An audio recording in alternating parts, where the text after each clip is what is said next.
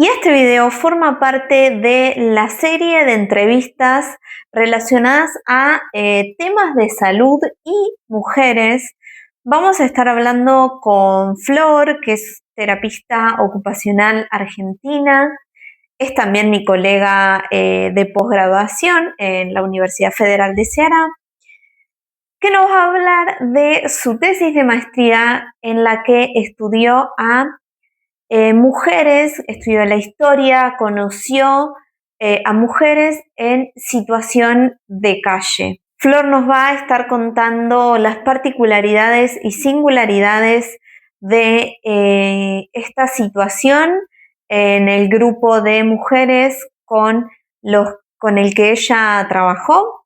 Ella es terapista ocupacional, hace un laburo enorme, trabaja siempre con muchísima perspectiva de género, algo que me parece importante y que me parecía importante poder traerlo a este tema y a esta superposición de miradas que no suele ser muy frecuente. Así que empecemos.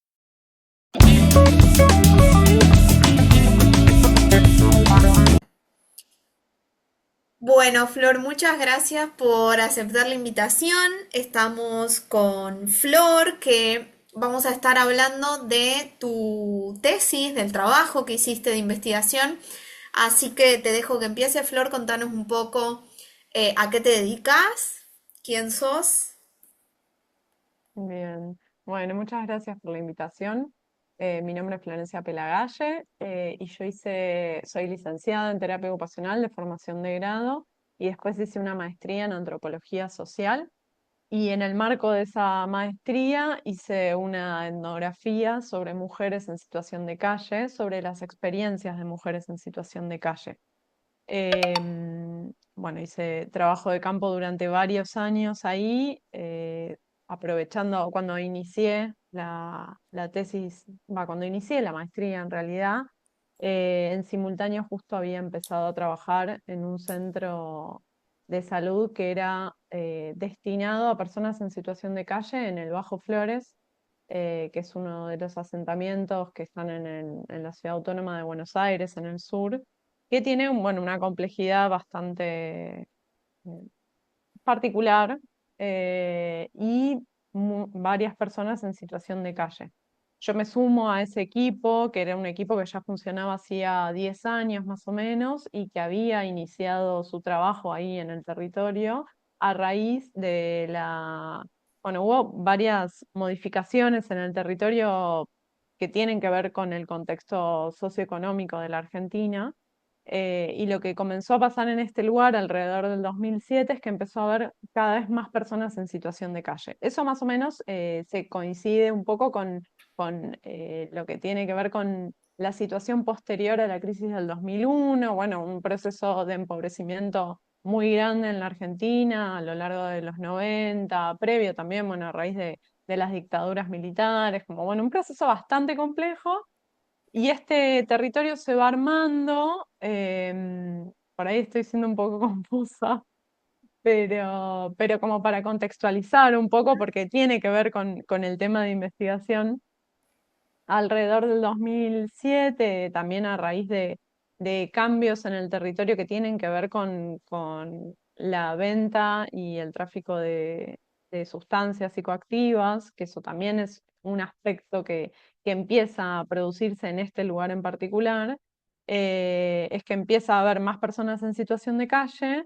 personas que circulaban y personas que se quedaban, se empezaron a armar ranchitos, cosa que antes no sucedía en este barrio, y así un grupo de profesionales que trabajaban en el área, pero en distintos centros de salud, empezaron a ver esto como un problema, la presencia de las personas que permanecían y que además estaban como en situaciones de mucha vulnerabilidad, consumiendo, etcétera.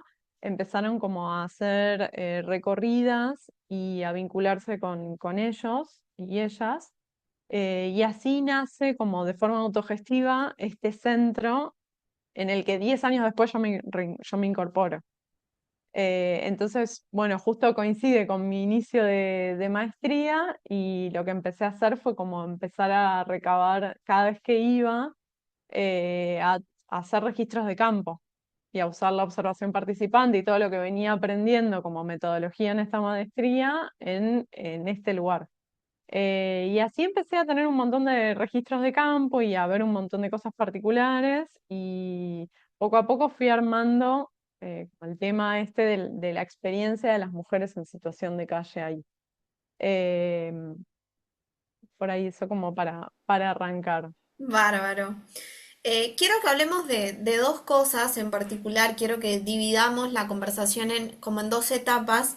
En primer Mm, lugar, quiero que antes de hablar de las reflexiones, ideas que trajo tu investigación, que quiero que esa sea como la segunda parte, quiero que nos cuentes cómo fue construir estos datos, cómo fue esta observación participante, cómo fue para vos estar ahí, hacer la investigación, qué cosas te fuiste encontrando antes de meternos de lleno en la parte que para mí es más interesante, que es hablar qué ideas y reflexiones sobre las mujeres en esta mm. situación trajo tu investigación. Entonces, eh, vayamos primero a esa parte y una aclaración también es que, Flor, toda la información que vos consideres que se puede dejar después en la descripción del video, publicación de artículos, lo que consideres que es interesante ver, también lo podemos dejar, así que podés ir mencionándolo.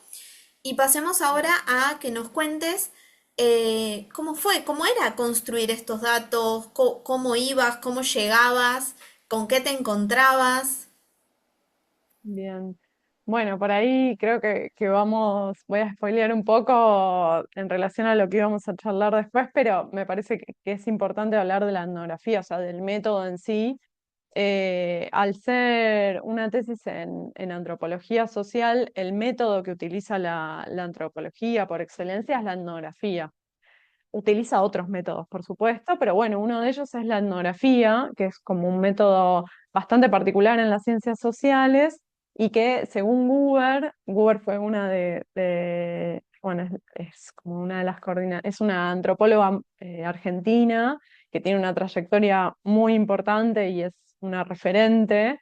Ella habla de que la etnografía es un enfoque, un método y un texto, un enfoque en sí en relación a cómo logra captar la perspectiva de los sujetos, un método porque implica una serie de distintas técnicas como entrevistas, encuestas, observación participante y no participante también. Y en cuanto a texto, porque tiene un modo particular también de transmitir aquello que logra identificar.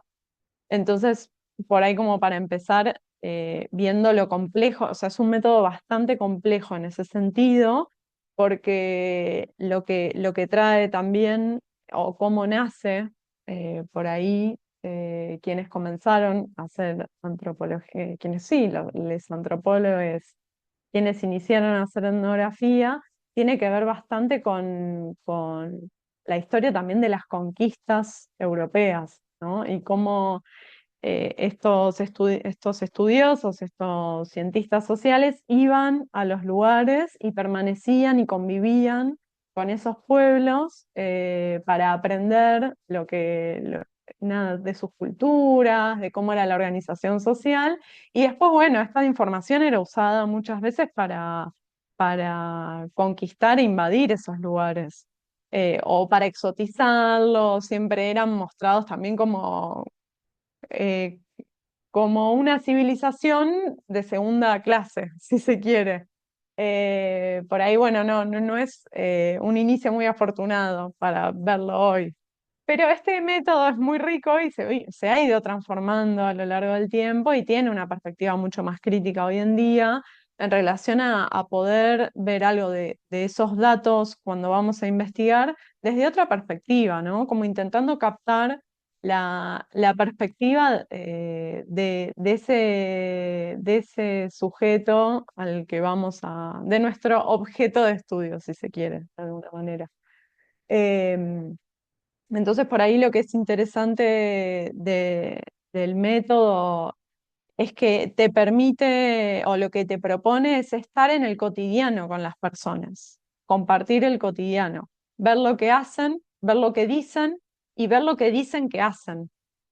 Y por ahí eso es bastante interesante porque, bueno, podés ver un montón de cuestiones en relación a aspectos simbólicos, dimensiones simbólicas, ¿no? Del hacer y de esto, de lo que uno dice que está haciendo, pero lo que está haciendo realmente, lo que el otro puede ver de eso.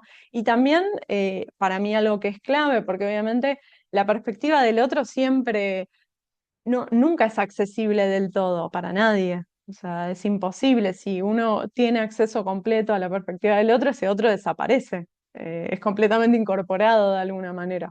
Entonces es siempre una interpretación que hace une en relación a lo que ve en esa alteridad. Y eso es algo muy importante y me parece que bueno, que también las perspectivas etnográficas como más actuales y críticas traen mucho en relación a, por ejemplo, la reflexividad como no solo como concepto, sino como herramienta clave para hacer esas interpretaciones y ver también el lugar que una ocupa en el campo, la información a la que accede y por qué y de qué manera, y también los preconceptos, ¿no? Una va ahí y no sos un recipiente vacío que se acerca a un lugar y que va. No, tenés un montón de cuestiones que esperas encontrarte o que no, o cosas que, prejuicios, temores, y que todo el tiempo matizan tu interpretación sobre eso y lo que podés ver y lo que no podés ver también. Entonces, eso me parece que es algo fundamental como para pensar cómo se va armando. Yo cuando me incorporo ahí, nada, iba como no iba con nada muy armado, sí con esta idea de la tutora que tuve en ese momento, era Ana Rosato. Ana era también una antropóloga muy conocida, argentina, que tiene una trayectoria muy linda. Sus libros están disponibles en internet y la verdad que es alguien para leer realmente. Falleció hace, no, creo que el año pasado, no el anterior. Pero bueno, una referente muy importante y ella lo que me dijo fue, escribí todo, vos andá y escribí todo, todo. Y bueno, la etnografía lo que propone también es tener cuadernos de campo y hacer descripción densa. Es un trabajo bastante arduo.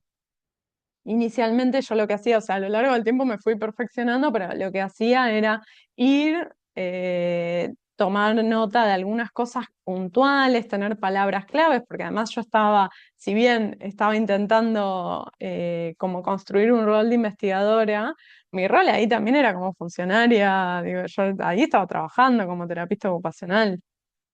No era incompatible, ¿eh? No era incompatible, pero bueno, no, tampoco, si bien yo hablaba de que quería hacer una investigación y de lo que estaba haciendo, bueno, yo ahí también estaba cumpliendo otro rol y para las personas con las que hablaba también, la terapista ocupacional de ahí, no tenían ni idea de lo que hacía una terapista ocupacional, eso me jugó súper a favor, pero bueno, era alguien que representaba la institución.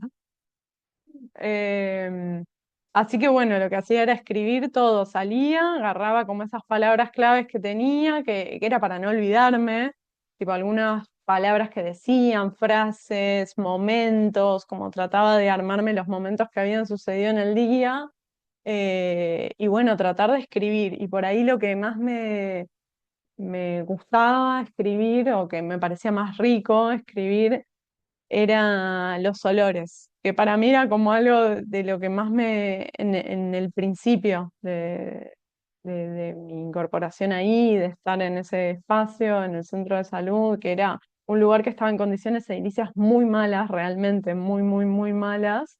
Tipo, había peligro de derrumbe en algunos lugares, mucha humedad. Y bueno, en un contexto donde además había una ducha disponible que realmente era muy precaria, donde muchas veces no había agua caliente, la gente por ahí pasaba muchos días sin poder higienizarse. Entonces, bueno, había algo de los olores ahí que era como lo recuerdo como de las primeras cosas que creo que podía transmitir en mis registros y que me parecía también como algo más fácil para mí de reconstruir y que no tenga una mirada sobre la pobreza como no preconceptuosa en el sentido de peyorativo, pero que no sea muy ni romantizada de la pobreza, como algo que sí sentía que por ahí me podía suceder, de tener una visión como por ahí un poco más estereotipada de la pobreza o hacer como algo.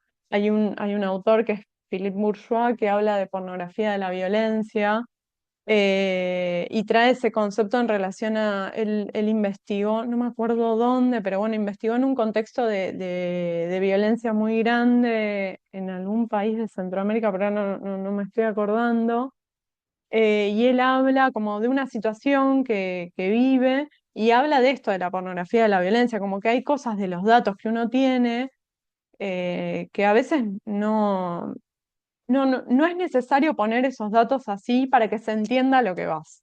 Entonces, como que bueno, yo trataba de que algo de eso no suceda.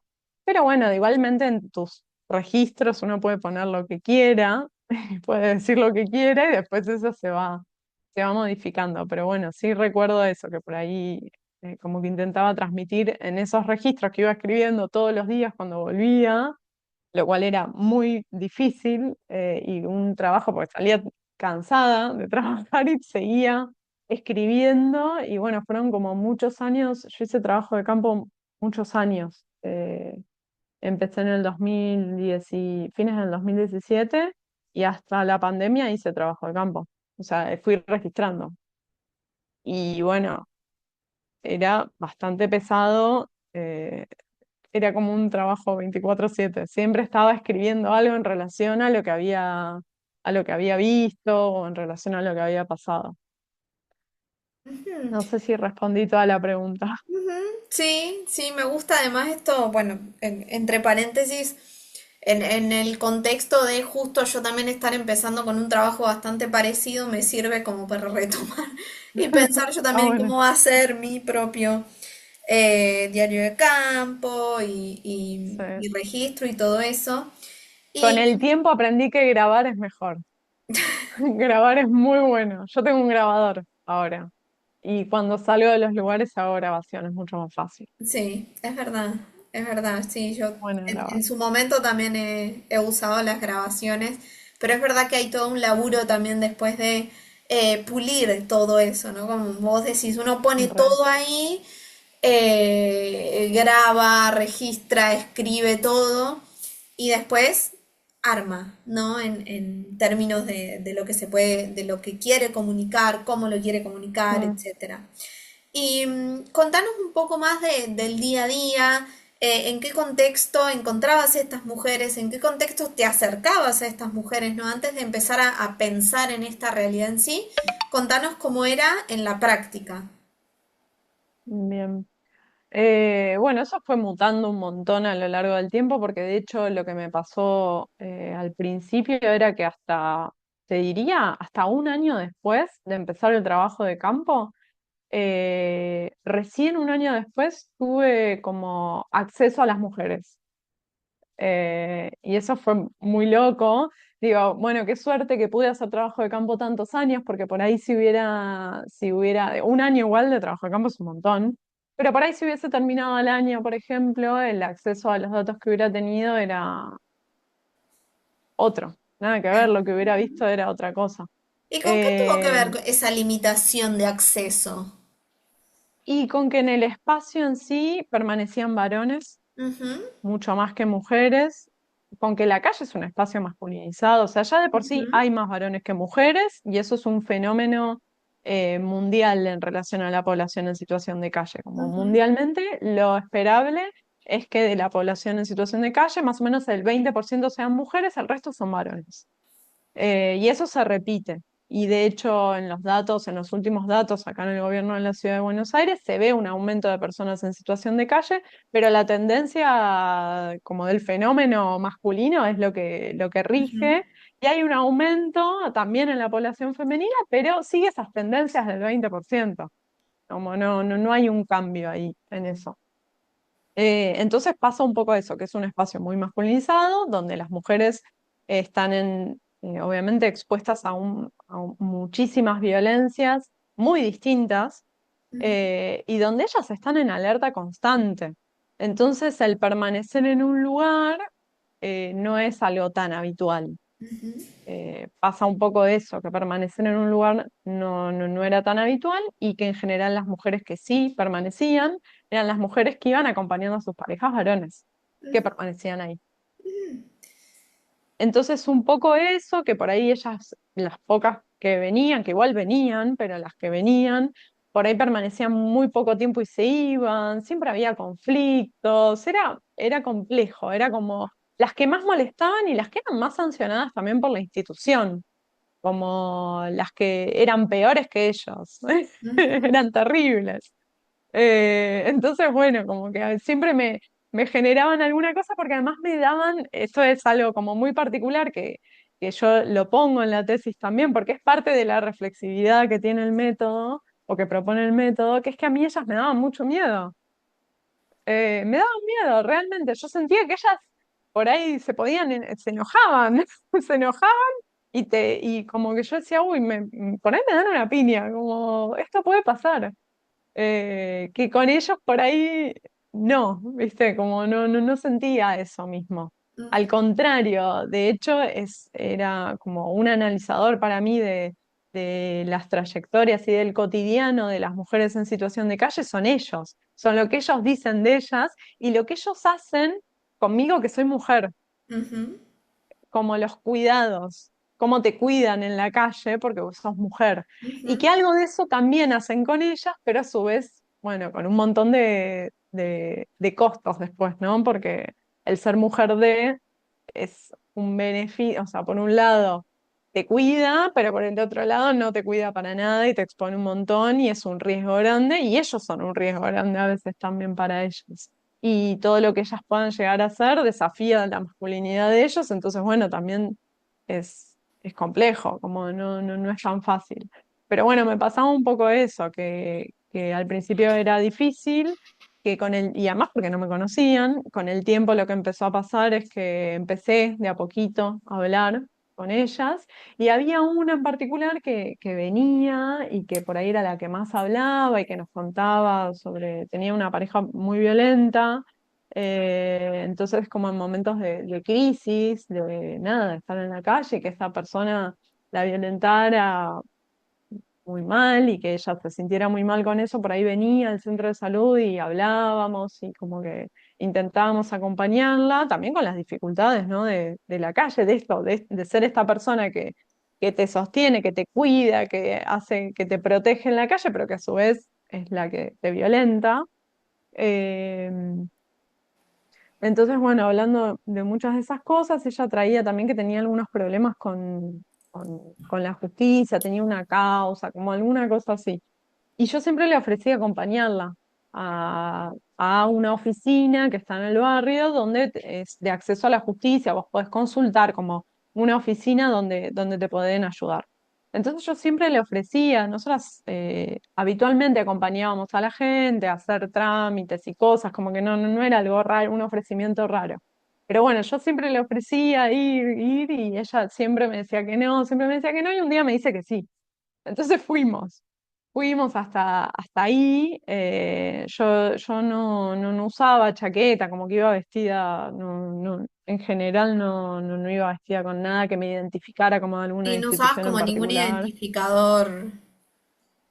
A veces sí, a veces no. Ujú. No, por ahí con la pandemia empecé a usar más, pero antes no Sí, la usaba. chaqueta te Eh, referís a la que se usa al- en los Sí, como centros, el digamos. delantal, Exacto. claro, sí, como algo que dice que sos de algún espacio Ujú. del Estado. Institución, sí, sí, sí. Eh, claro, no, yo iba así nomás, eh, íbamos juntas caminando, qué sé yo, y ahí fuimos hablando, ella me contó un poco de su vida, yo también, de la mía, como algunas cosas estuvimos charlando, llegamos a este lugar, nos atienden, estuvo muy buena la atención, como que estuvo bueno que yo le explicaba algunas cosas, viste, bueno, listo, además nos atendieron súper bien, ella sí tenía un problema efectivamente, de hecho tuvieron que averiguar, pero tuvieron que decir que ella no estaba ahí, que había ido alguien a averiguar por ella, como súper cuidadoso todo. Entonces salió todo muy bien, nos fuimos de ahí, cuando íbamos caminando, unos policías le empiezan a decir cosas a ella.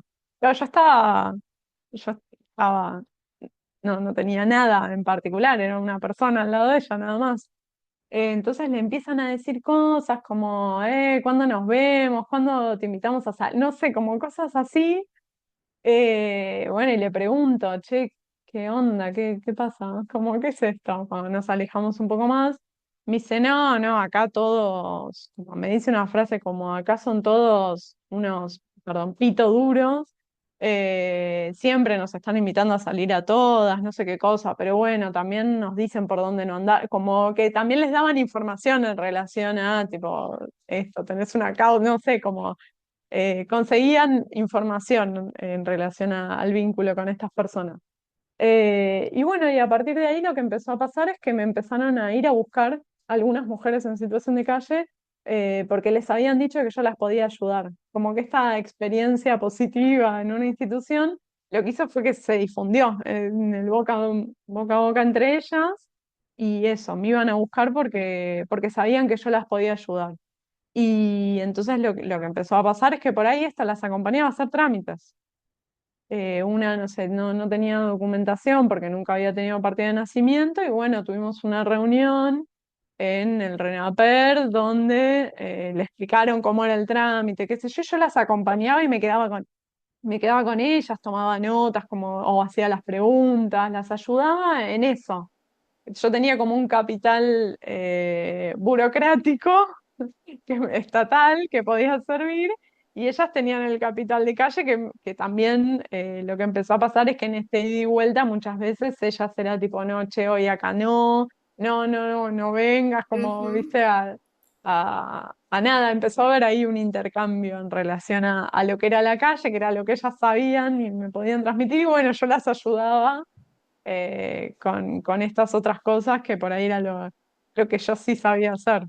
Sí, era una mutualidad y lo que me gusta de métodos como propuestas como la etnografía y muchas de estas cosas que se trabajan en estos ámbitos, ¿no? De más de las sociales, de las humanas, es la permeabilidad que permiten, porque fíjate que vos decías que te permitías registrar y comunicar que vos como investigadora, como persona que estaba ahí haciendo una investigación, sentías miedo, ¿no? Que no somos Mm. unos entes que estamos ahí, ¿no? Como flotando sobre el aire haciendo nuestra investigación y no tenemos nada que ver con nada y no sentimos nada.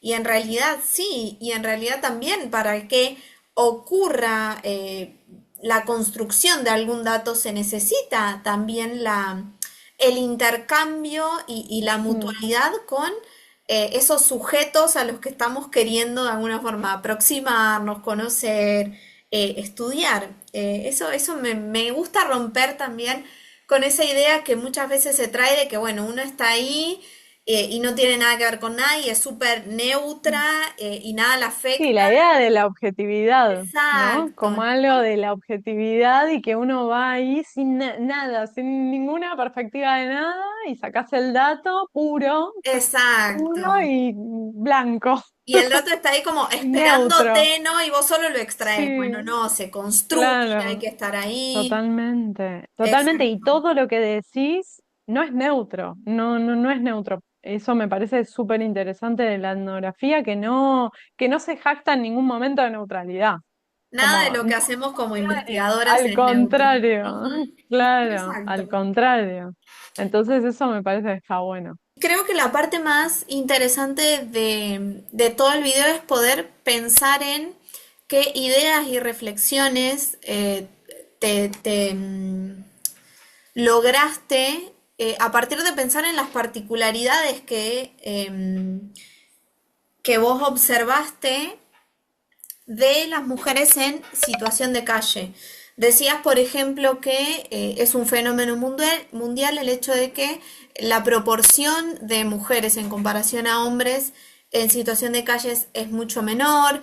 Mencionaste factores a los que las mujeres pueden estar expuestas a diferencia de los hombres, como otros tipos de violencia.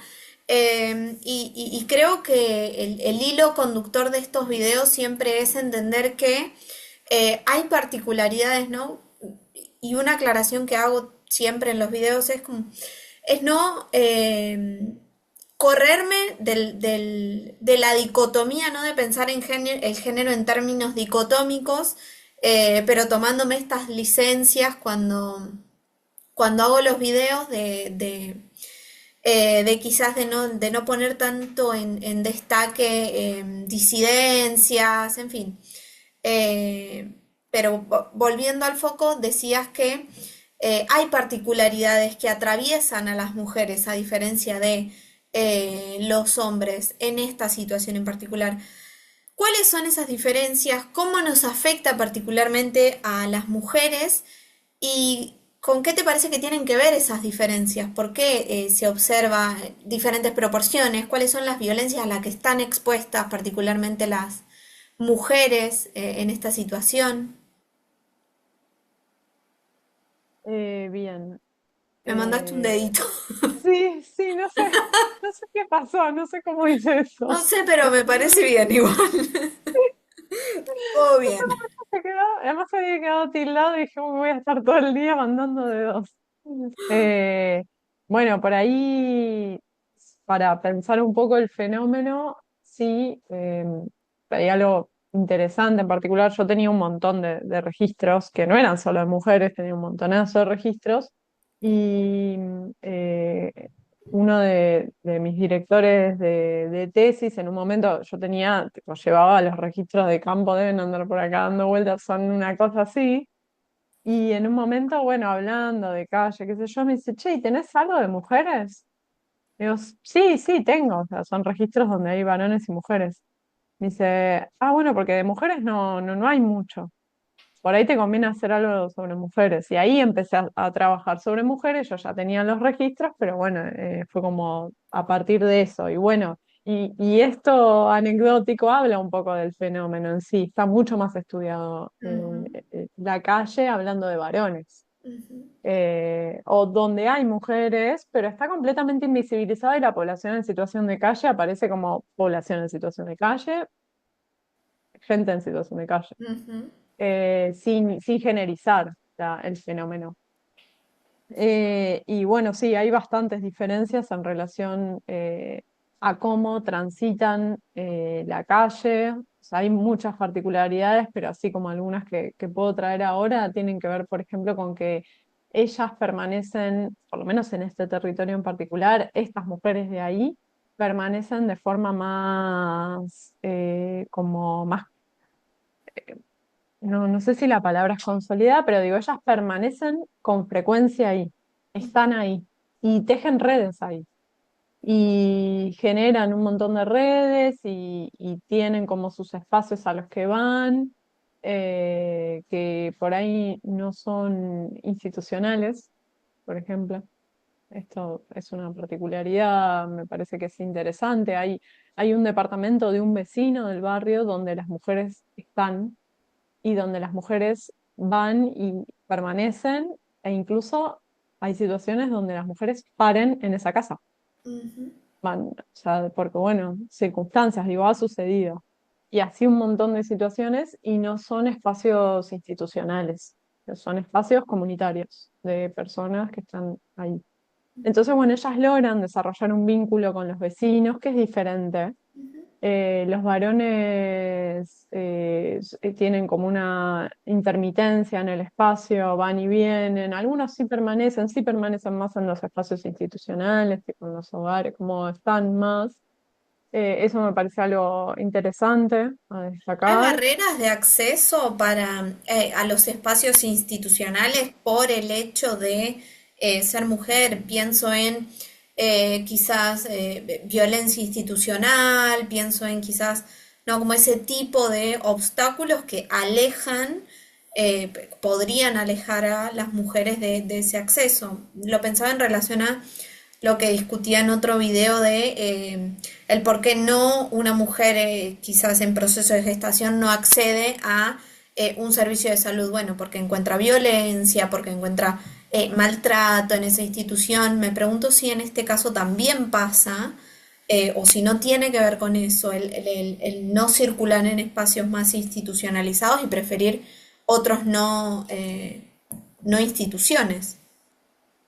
Y yo creo que lo que sucede con las mujeres en situación de calle es que, bueno, de por sí la población en calle en general es muy estigmatizada, sobre todo la población en calle que consume eh, esta base de cocaína, que es la población con la que yo trabajo, tienen un estigma como, bueno, Ujú, de la pobreza del consumo y en el caso de ellas, de género, porque ellas rompen todos los estereotipos, son las malas mujeres. ujú, Y son las malas mujeres porque además, bueno, uno de los trabajos que hacen es ejercen la prostitución en el barrio, entonces eso también hace que sean vistas de este modo, son malas madres, malas mujeres, y claramente para mí ahí hay alguna barrera simbólica en relación a esto, a que no son la mujer que se espera, porque de hecho incluso sucede un montón que cuando son